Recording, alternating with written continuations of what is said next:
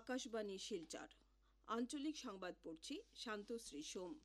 আজকের বিশেষ বিশেষ খবর হলো মুখ্যমন্ত্রী ডক্টর হিমন্ত বিশ্ব শর্মার জাপানের অর্থনীতি, বাণিজ্য এবং শিল্পমন্ত্রী কোগা ইয়োচিরোর সঙ্গে সে দেশের শিল্প ও ব্যবসায়িক ক্ষেত্রে প্রথম সারিতে থাকা শিল্পপতিদের সঙ্গে সাক্ষাৎ। আসাম বিধানসভার বাজেট অধিবেশন আগামী 17 ফেব্রুয়ারি আরম্ভ। রাজ্যের 354টি চা বাগানের হাসপাতালগুলিকে আয়ুষ্মান আরোগ্য মন্দিরে উন্নীত করার জন্য আসাম সরকার ও চা বাগান কর্তৃপক্ষের মধ্যে সমঝোতা চুক্তি স্বাক্ষর। রাজ্যের অর্থমন্ত্রী অজন্তা নিয়োগের বরাক উপত্যকা সফরকালে আজ শিলচরে সমাজ কল্যাণ বিভাগের একটি কার্যালয় ভবন ও ট্রেজারির একটি ভবনের উদ্বোধন এবং নেতাজি সুভাষচন্দ্র বসুর 129তম জন্মজয়ন্তী উপলক্ষে আগামীকাল বরাক উপত্যকায় বিভিন্ন কার্যসূচির আয়োজন। এবারে বিস্তারিত খবর। অ্যাডভান্টেজ আসামের দ্বিতীয় সংস্করণের বিস্তৃত প্রসার এবং এই পদক্ষেপে বহির্রাষ্ট্র থেকে সহযোগিতা লাভের উদ্দেশ্যে মুখ্যমন্ত্রী ডক্টর হিমন্ত বিশ্ব শর্মা আজ জাপানের অর্থনীতি, বাণিজ্য এবং শিল্পমন্ত্রী কোগা উইচিরোর সঙ্গে সাক্ষাৎ করেছেন। তার এই সাক্ষাৎকারে মুখ্যমন্ত্রী জাপানি প্রতিষ্ঠানের দ্বারা ব্যবসায়িক উদ্যান স্থাপনের জন্য আসামের প্রস্তুতি সম্পর্কে আলোচনা করেন।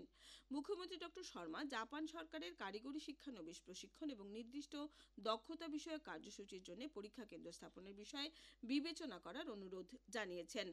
তিনি একটি রোড শোতে অংশ নিয়ে সে দেশের প্রথম সারির শিল্প প্রতিষ্ঠান এবং ব্যবসার জগতের শীর্ষস্থানীয় ব্যক্তিবর্গের সঙ্গে মত বিনিময় করেন। এই মত বিনিময় অনুষ্ঠানে মুখ্যমন্ত্রী আসামের অর্থনৈতিক বিকাশ এবং ব্যবসার ক্ষেত্রে আকর্ষণীয় লাভের বিষয়ে আলোকপাত করেন। ভারত জাপান সম্পর্কে আসামের বিশেষ ভূমিকাকে গুরুত্ব প্রদান করে মুখ্যমন্ত্রী বলেন যে 2014 সালের তুলনায় আসাম আগামী বছরের মধ্যে নিজের অর্থনীতি 3 গুণ বৃদ্ধি করার লক্ষ্যে এগিয়ে চলেছে। একক উইন্ডো ব্যবস্থা এবং $3 বিলিয়ন আমেরিকান ডলারের উৎপাদন সংযোজনের মাধ্যমে আসামকে বিনিয়োগের সুযোগের পথে এগিয়ে নিয়ে যাওয়া হচ্ছে বলে মুখ্যমন্ত্রী উল্লেখ করেন। আসাম বিধানসভার মাসব্যাপী বাজেট অধিবেশন আগামী 17 ফেব্রুয়ারি থেকে শুরু হবে। এবারের বাজেট অধিবেশনে মোট 14টি বৈঠক বসবে। রাজ্যপাল লক্ষণ প্রসাদ আচার্যের ভাষণের মাধ্যমে অধিবেশনের প্রথম দিনের কার্যসূচি কোকড়াঝাড়ে অনুষ্ঠিত হবে। 18 ফেব্রুয়ারি সভার কাজ বন্ধ থাকবে। 19 ফেব্রুয়ারি থেকে বাজেট অধিবেশনের পরবর্তী কার্যসূচি দিশপুরের আসাম বিধানসভা ভবনে অনুষ্ঠিত হবে। 19 ফেব্রুয়ারি রাজ্যপালের ভাষণের উপর ধন্যবাদসূচক প্রস্তাব উত্থাপন করা হবে।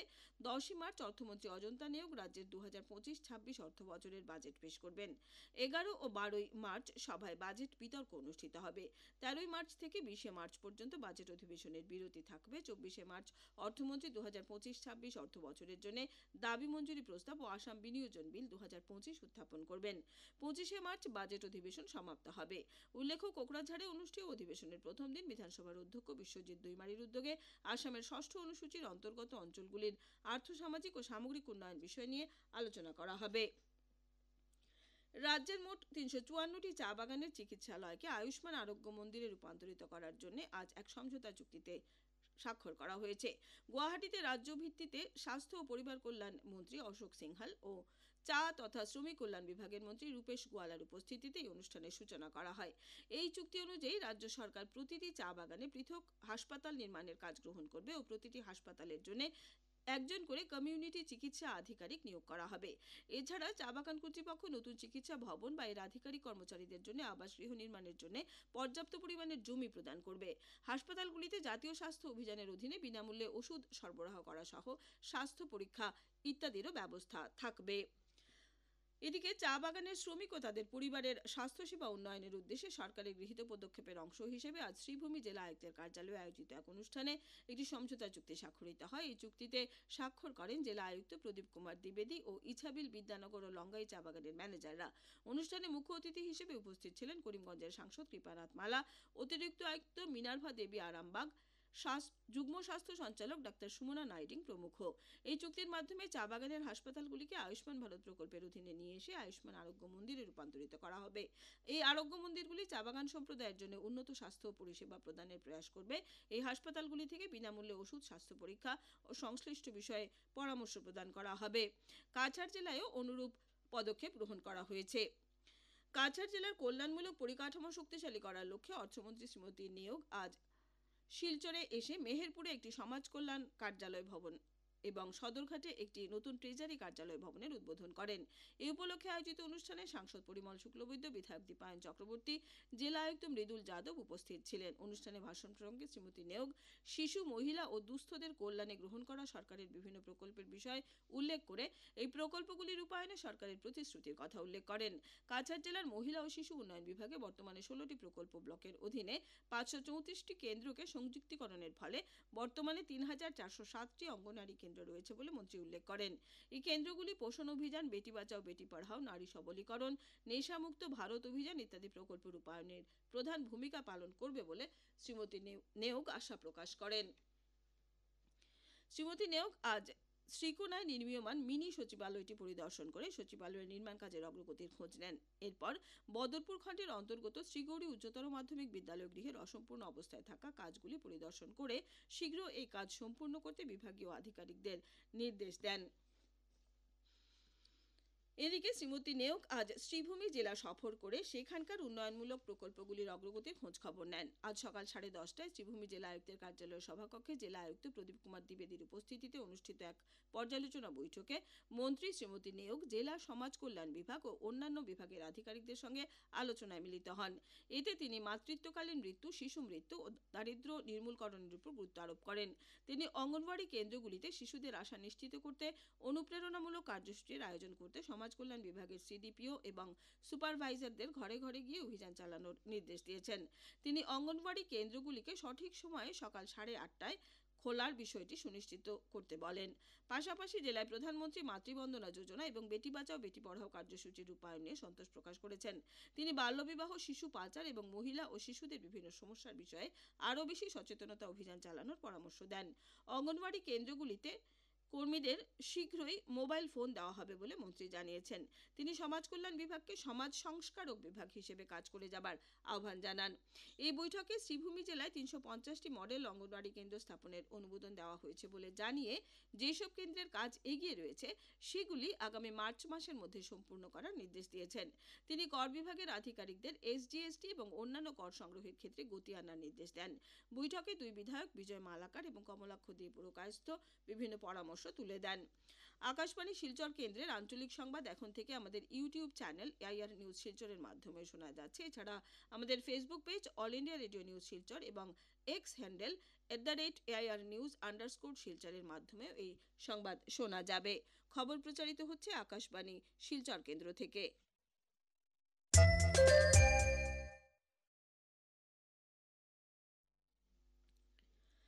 নেতাজি সুভাষচন্দ্র বসুর 129তম জন্মজয়ন্তী উপলক্ষে আগামীকাল বরাক উপত্যকার 3 জেলায় বিভিন্ন কার্যসূচি গ্রহণ করা হয়েছে। শিলচরের নেতাজি মূর্তি নবনির্মাণ ও স্থাপনা কমিটির উদ্যোগে আগামীকাল বেলা 12:15 শহরের গান্ধীবাগে নেতাজি সুভাষের প্রতিমূর্তিতে মাল্যদান করে 129 বার তোপধ্বনি করা হবে। কাছাড় জেলার নেতাজি সুভাষ ফাউন্ডেশনের উদ্যোগেও এই উপলক্ষে নানা অনুষ্ঠানের আয়োজন করা হয়েছে। এছাড়া কেন্দ্রীয় নেতাজি জন্মজয়ন্তী উদযাপন কমিটির উদ্যোগে আগামীকালের অন্যান্য কার্যসূচির মধ্যে রয়েছে সকালে প্রভাত ফেরি, ক্রীড়া ও সাংস্কৃতিক প্রতিযোগিতা ইত্যাদি। সকালে ছাত্রছাত্রীদের নিয়ে আয়োজিত এই শোভাযাত্রা নরসিংটোলা ময়দানে জমায়েত হয়ে আরম্ভ হবে। এরপর ভাওয়াল পয়েন্ট, প্রেমতলা, শিলংপট্টি হয়ে গান্ধীবাগে প্রবেশ করে ছাত্রছাত্রীরা নেতাজিকে শ্রদ্ধা জানিয়ে সার্কিট হাউস রোড হয়ে ইন্ডিয়া ক্লাবের মাঠে এসে শেষ হবে। সেখানে নেতাজি সুভাষচন্দ্র বসুর বিষয়ে বক্তৃতা সহ অন্যান্য কার্যসূচি অনুষ্ঠিত হবে।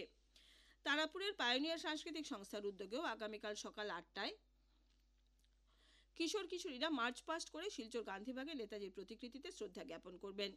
এছাড়া সংস্থার পক্ষ থেকে অন্যান্য কার্যসূচির মধ্যে রয়েছে আগামী 25 ও 26শে জানুয়ারি আবৃত্তি, সঙ্গীত, নৃত্য প্রতিযোগিতা সহ সাংস্কৃতিক অনুষ্ঠান।